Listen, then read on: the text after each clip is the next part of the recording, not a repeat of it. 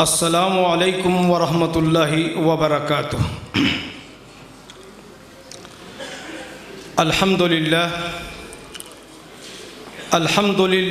المعز الاسلام بنصری ومذل الشرک بقہری ومصرف الامور بامری ومستدرج الکافرین بمکری والصلاة والسلام على من أعلى الله منار الإسلام بسيفه وعلى آله وأصحابه ومن نصر الدين بنفسه. أما بعد، أعوذ بالله من الشيطان الرجيم. بسم الله الرحمن الرحيم. فاعلم أنه لا إله إلا الله. وقال تعالى في مقام آخر محمد الرسول اللہ صلی اللہ علیہ وسلم. محترم معزز سامعین کرام، میں آپ کا زیادہ وقت نہیں لوں گا. میں انشاءاللہ اپنی گفتگو کو 10 منٹ کے اندر انشاءاللہ ختم کرتا ہوں. اس 10 منٹ کے اندر میں آپ کے سامنے دین کا بنیادی ماخذ رکھنا چاہتا ہوں. یہی دین ہے. سورہ محمد کے اندر اللہ رب العالمین نے فرمایا فَاعْلَمْ أَنَّهُ لَا إِلَهَ إِلَّا اللَّهُ. اے مخاطب، جان کہ اللہ کے علاوہ کوئی الہ نہیں ہے. اور سورۃ الفتح کے اندر اللہ تعالیٰ نے فرمایا محمد الرسول اللہ صلی اللہ علیہ وسلم.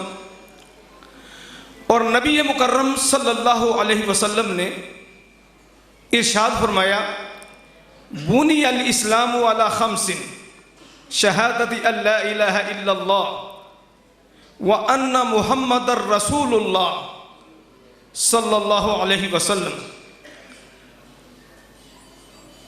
تو اس اعتبار سے دین کی بنیاد جو ہے یہ 2 چیزیں ہیں، لا الہ الا اللہ اور محمد الرسول اللہ صلی اللہ علیہ وسلم.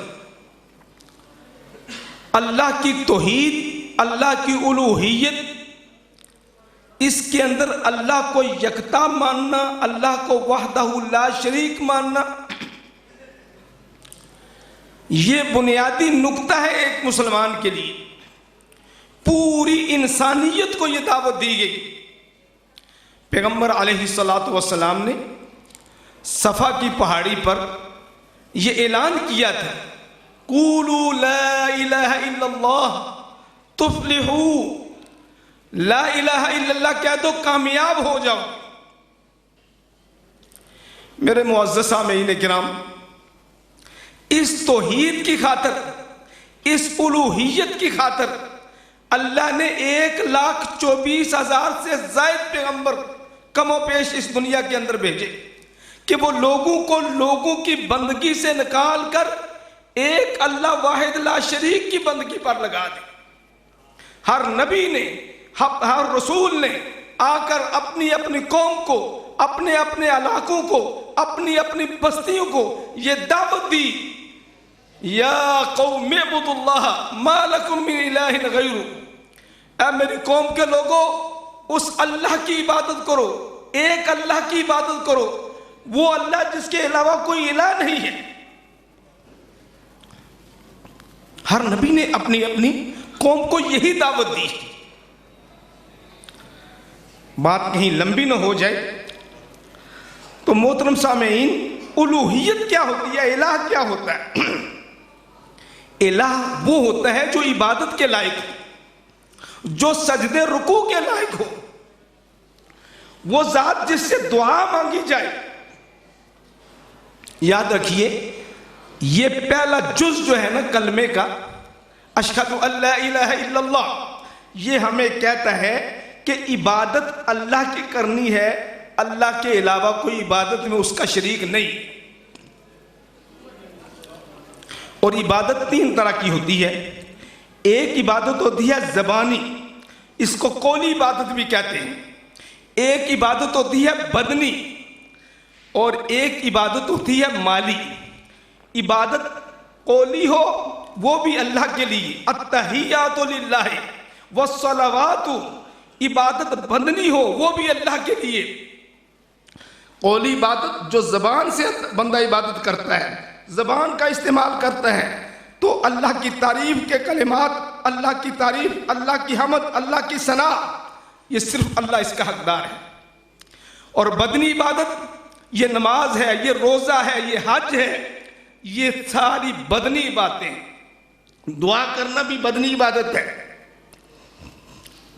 اور یاد رکھو کہ ایک تیسری قسم ہے، وہ ہے مالی عبادت۔ والطیبات، تو عبادت جون سی بھی ہو، وہ قولی ہو، وہ بدنی ہو، وہ مالی ہو، اس کا حقدار صرف اللہ واحد لا شریک ہے۔ 1,24,000 سے زائد پیغمبر جو اس کائنات میں آئے، انہوں نے لوگوں کو یہی سمجھایا۔ میرے محترم سامعین، میں یہ کہنا چاہوں گا، یہ تربیتی نشست ہے، تربیت کرنی ہے۔ یہ رمضان کا مہینہ بھی آ رہا ہے، آپ نے رمضان کی بات سنی ہے، تو اس لیے سب سے بنیادی بات، اپنے عقائد کی اصلاح کیجئے، اپنے عقائد کو درست کیجئے، اور اپنے عقیدے کے اندر یہ بات شامل کیجئے کہ اللہ کے علاوہ کوئی بندگی کے لائق نہیں ہے، اللہ کے علاوہ کوئی عبادت کے لائق نہیں ہے، اللہ کے علاوہ کوئی ایسی ذات نہیں ہے جس سے دعا کی جائے، جس سے پکارا جائے، جس سے مانگا جائے۔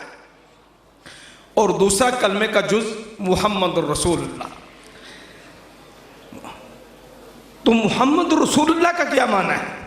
اس کا معنی ہے کہ عبادت اللہ کی ہوگی اور طریقہ محمد رسول اللہ کا ہوگا صلی اللہ علیہ وسلم۔ اگر کوئی آدمی اللہ کی عبادت کرتا ہے، خلوص کے ساتھ اللہ کی عبادت کرتا ہے، لیکن اس کا طریقہ محمد رسول اللہ والا نہیں ہے، تو سچی بات ہے اس کی عبادت، ریاضت سب بیکار ہو جاتی ہے۔